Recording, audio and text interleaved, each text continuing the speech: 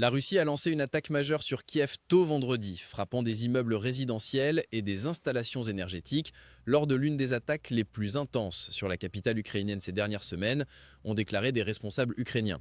Les pompiers ont combattu les flammes dans un immeuble d'appartements à plusieurs étages, tandis que les équipes de secours évacuaient les résidents des cages d'escalier remplies de fumée, selon une vidéo publiée par le service d'urgence de l'État d'Ukraine dans la région de Kiev. Les images, vérifiées par Reuters, montraient les équipes d'urgence travaillant toute la nuit pour éteindre les incendies et aider les blessés.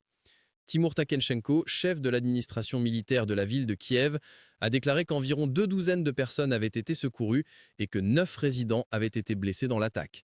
L'incendie a ensuite été maîtrisé, a-t-il ajouté.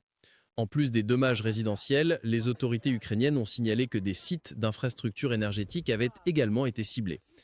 Les frappes font partie d'une campagne russe renouvelée contre le réseau électrique ukrainien, alors que le pays se prépare à un autre hiver rigoureux dans cette guerre de plus de 3 ans et demi.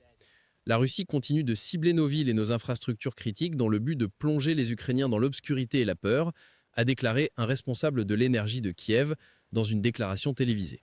Mais nos travailleurs d'urgence et des services publics rétablissent déjà les services.